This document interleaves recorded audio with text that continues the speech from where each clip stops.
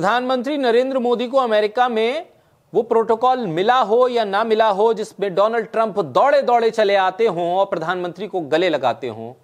हवाई जहाज अमेरिका में लैंड करे प्रधानमंत्री का और सामने दरवाजे पर डोनाल्ड ट्रंप खड़े हों, ऐसी तस्वीरें आपको शायद देखने को नहीं मिली होंगी और इसकी उम्मीद तो जरूर की गई होगी, लेकिन उम्मीद नाउम्मीदी में बदली। लेकिन भारत में कतर के अमीर जब आए तो उन्हें उम्मीद से ज्यादा गर्मजोशी देखने को मिली। कतर के अमीर जब आए तो प्रधानमंत्री मोदी तमाम तामझाम को तोड़कर, प्रोटोकॉल को तोड़कर दौड़े दौड़े पहुंच गए अपने मेहमान के स्वागत के लिए। कतर के अमीर तमीम बिन हम्माद थानी के प्रधानमंत्री नरेंद्र मोदी के गर्मजोशी के स्वागत से लबरेज हो गए और यह स्वागत कई मायनों में खास रहा। अब एक रिपोर्ट सामने आई है, न्यूज लॉन्ड्री जैसे एक संस्थान ने इस पर एक रिपोर्ट की और यह पाया कि यह गर्मजोशी यूं ही नहीं थी। इस गर्मजोशी के पीछे की वजह भी बहुत खास थी, या यूं कहें जिस सवाल के जवाब में अमेरिका में प्रधानमंत्री व्यक्तिगत वाला आंसर दे के आए थे, ये बस व्यक्तिगत यहां पर फिट बैठ रहा है। ये एक व्यक्तिगत वजह की वजह से ये गर्मजोशी थी, क्योंकि वो रिपोर्ट जब आप पढ़ते हैं और उस रिपोर्ट को कांग्रेस के प्रवक्ता पवन खेड़ा भी कोट करते हैं, पूरी डिटेल देते हैं और कई और सोशल मीडिया प्लेटफॉर्म पर उस रिपोर्ट के हवाले से जो बारीकी है उसको बुना जाता है, तब पता चलता है कि अडानी इसके पीछे एक वजह हो सकते हैं। अडानी कतर के अमीर का भारत आना उससे पहले 5 दिन के पहले एक करार होता है। कतर की एक कंपनी एक संयुक्त उद्यम पर हस्ताक्षर किए जाते हैं कोलैबोरेशन के साथ, जो खाड़ी में समुद्री जो आवागमन है उसमें अडानी के कदमों को बढ़ाया जाता है। दक्षिण एशिया में खोई जमीन और पश्चिम में विश्वसनीयता के संकट के बाद मनोबल टूट गया था, वो कतर ने बढ़ाया अडानी का, क्योंकि श्रीलंका, बांग्लादेश, केनिया, अमेरिका के समन और ऑस्ट्रेलिया हर जगह अडानी अपने कारोबार को समेट रहे थे। तो ऐसे में कतर ने सहारा दिया। Adani harbour services, Adani ports and special economic zone limited की स्वामित्व वाली सहायक कंपनी ने कतर में sea horizon offshore marine services और जमाल ए रब AML याफी नाम के एक शख्स के साथ एक कोलैबोरेशन कंपनी बनाई। संयुक्त उद्यम का नाम क्या है? संयुक्त उद्यम का नाम है अल अन्नाबी मरीन सर्विसेज।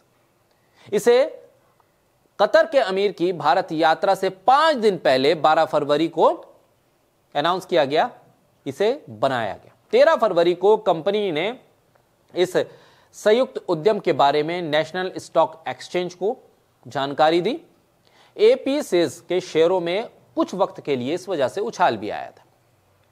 यह संयुक्त उद्यम खाड़ी में अडानी समुद्री साम्राज्य की पहली और महत्वपूर्ण उपस्थिति इससे दर्ज कराएंगे, बढ़त बनाएंगे। अडानी AP सेज दुबई में एस्ट्रो ऑफशोर और उसके सहायक पोत कंपनी में बहुमत अधिग्रहण के माध्यम से मौजूद है, यानी कि वहां पर उनका शेयर बढ़ा है। पश्चिम एशिया में भूमध्य सागर इलाके में अडानी पोर्ट्स इजराइल में भी है। यहां ये इजरायली गेटोट समूह के साथ साझेदारी में हाइफा पोर्ट का संचालन करते हैं। अब अल अन्नाबी के बारे में बहुत कम जानकारी अभी तक है, लेकिन कतरी प्रमोटर सी होराइजन की वेबसाइट कंपनी को यह बताती है कि श्रमिकों का समायोजन कैसे होगा, टोइंग सर्विस और तमाम तरह की सर्विसेज किस तरह से दी जाएंगी। अल याफी के बारे में यह जानकारी नहीं मिल पाई है कि जो प्रमोटर हैं वो कहां से हैं, वो किस तरह से हैं। अब 17 फरवरी को शाम को कतर के अमीर भारत पहुंचे तो प्रधानमंत्री नरेंद्र मोदी ने प्रोटोकॉल तोड़कर उन्हें हवाई अड्डे पर रिसीव किया। प्रधानमंत्री ने ट्वीट किया, तस्वीरें ट्वीट की, गाड़ियों की सीढ़ी से नीचे लाल कालीन बिछा दी गई थी कतर के अमीर के स्वागत के लिए।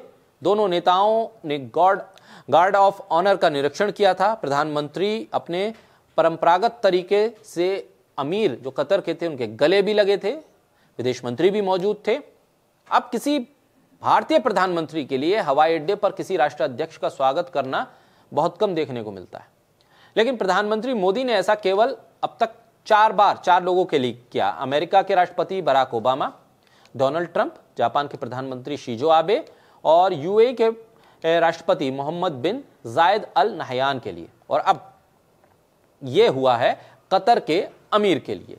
तो ये बहुत खास है, और खास इसलिए कि अडानी जो श्रीलंका से लेकर ग्रीस तक, श्रीलंका से लेकर इजराइल तक, यहां पर भी लगातार अपनी यात्राओं के जरिए प्रधानमंत्री के पीछे पीछे वो चलते रहे। अब अडानी कतर भी पहुंच गए, लेकिन यह खास यह है कि अडानी पहले कतर पहुंचे समझौते हुए, और फिर कतर के अमीर भारत आते हैं।